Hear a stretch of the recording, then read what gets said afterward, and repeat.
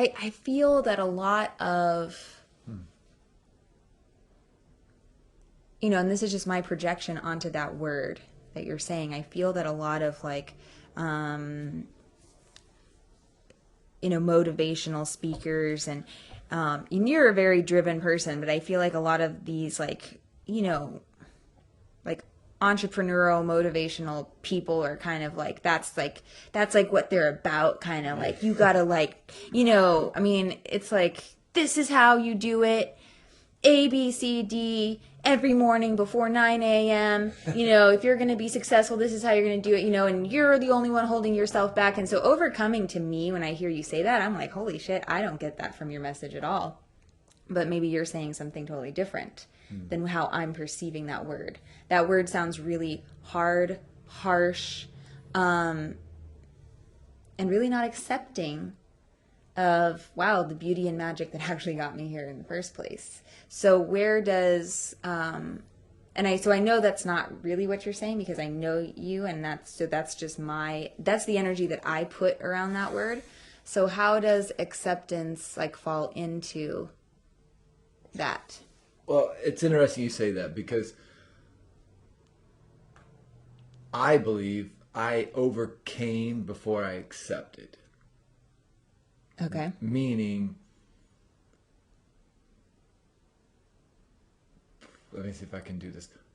I think I can relate it to Dr. Hawkins. How Dr. Hawkins, David R. Hawkins created kind of the map of consciousness. That I go from like apathy and like guilt and shame to anger to courage, right? To pride.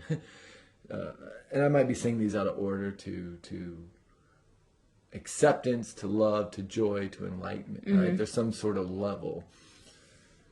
And I don't know that when I first began, even saying that right now, that's not a true statement. When did I begin, right?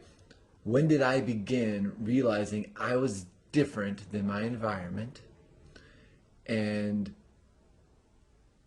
when did I begin understanding that there was going to be a process of change I was going to have to go through to be different than what I was like looking at? Because what I was looking at wasn't matching what I was experiencing. What I was believing I wanted for myself and what I was looking at weren't congruent. It was like putting a triangle inside of a circle, and it wasn't working. So like what you were looking at as a teenager, as your environment? Yeah, my environment, Like the relationships around me. And I think from a very young age, I felt different. Yeah. I felt different, And when I say different, I don't mean better than. Just different. Like, this doesn't add up to me. This doesn't feel like the way I want to live my life. This doesn't feel like the type of environment that I can, like, become myself in. Those type of feelings of difference. And that was a very young age. I mean, I would even go as far as to say that was 12, 13, 14 years old, At that young age, even if you said, going into joining the Marine Corps, at age 20, I joined the Marine Corps. And I knew even though I was basically homeless and broke and disconnected in most ways from my family, and I still knew I was different. I knew I wanted to be different. I knew I needed to overcome my situation. I knew I needed to rise above where I was at. I was not prepared to accept myself as that. So, and I don't know that I was prepared to accept myself as this large person that I am, right? This creative, caring, contributing human being that I believe that I am. So when you say like accepting, yes, at 39, at 38, at 37, I did start accepting who I believe I am at my deepest like nature. But before I could ever accept, there were certain things I had to overcome. Had to overcome an environment. Had to come over like patterns and habits, rituals, if you will, that I created at a young age. I had to learn how to respond instead of react. And a part of that, I think, was getting to a place of acceptance. But I don't know that acceptance, I feel like I would be telling you a lie if I said that acceptance is where I started. Yeah. So what you're saying then overcoming is not necessarily like, oh, like myself as an obstacle as much as it is looking honestly and seeing what patterns, behaviors, thoughts, beliefs no longer serve me and consciously making change. Consciously making change. Recognizing the perpetual cycles that were keeping me locked in place. Recognizing that when you do this, this happens. Stop doing that. Yeah. Right? Some of those things, right? Going back to saying like, hey, like willingness to face yourself is a tricky thing. It's a two-part thing. Some of those things, it's easy. You just look at them and you go, stop doing that. Yeah. You know? Yeah. Stop doing that. And then you stop. There's definite things in my life that I know that I've done where I went, stop doing that. Why? You know, when I really got clear, like, and caught myself doing it, it was like instantaneous, like, I'm done doing this. I'm done projecting myself like this into the world. I'm done pretending like this isn't who I am. I'm done with this. But there's other things that I say, stop doing that. And I keep doing it. Yeah. Knowing all the while that I'm doing it. Yeah. But I want to stop. And that's the deeper stuff. That's the part, I believe, of like willingness to face yourself that I'm really talking about. Yeah. Right? Willingness to like really go into that cave. Right? Really walk into that cave with no light. Yeah, like this habit keeps coming up. This perpetual like Right. cycle keeps happening. So maybe I need to listen to that and be willing to go sit with myself for a little while. Kind of go deeper within. Right.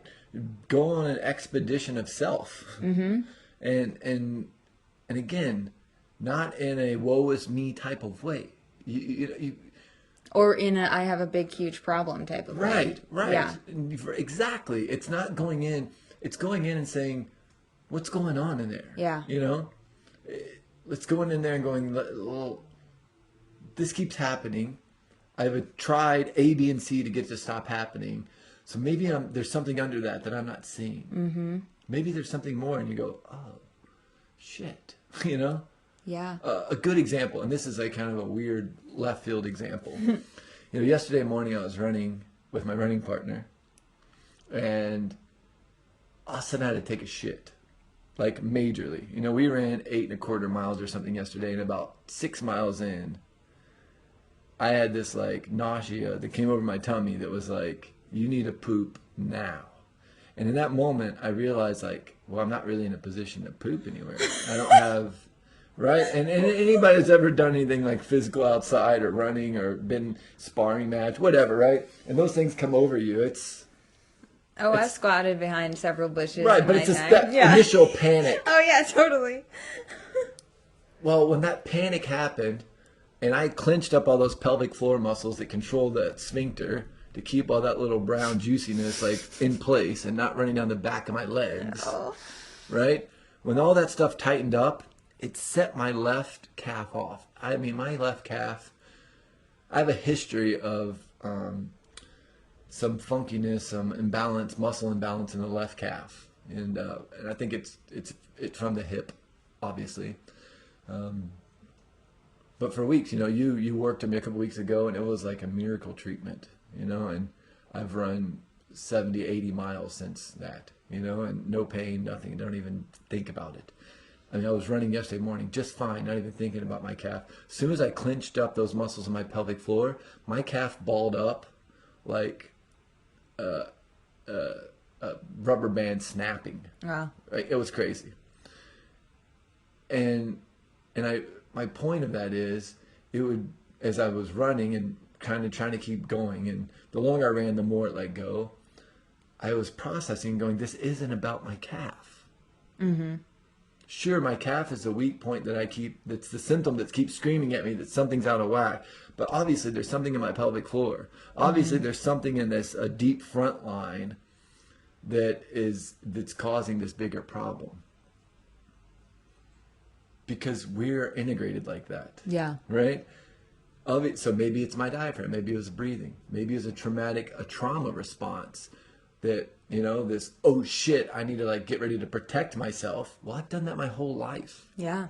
I've spent a lot of time in my life going, I'm here. I got you, Billy. I'm protecting you and nobody else will.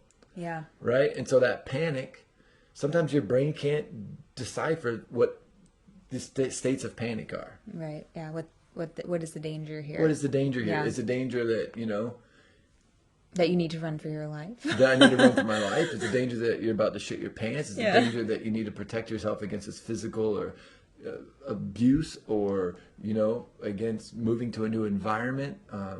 Whatever that is, whatever it was, right? Created this, maybe it was my breathing, right? Maybe the panic pulled on my diaphragm in some way. And that pulled on my sphincters and pulled on my calf, right? But it's integrated. And so to overcome myself, it's an integrated approach. It's being willing to say, oh, that's not really about my calf. But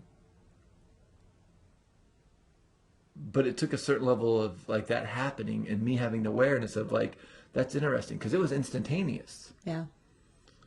Poop, panic, calf, like nanoseconds apart. Yeah. Right?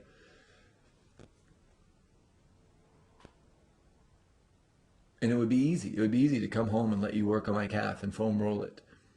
But when I sit here and think about it, we take out the Anatomy Trains book and we start looking at the deep front, the deep front line, and we start thinking about breathing and how breathing works.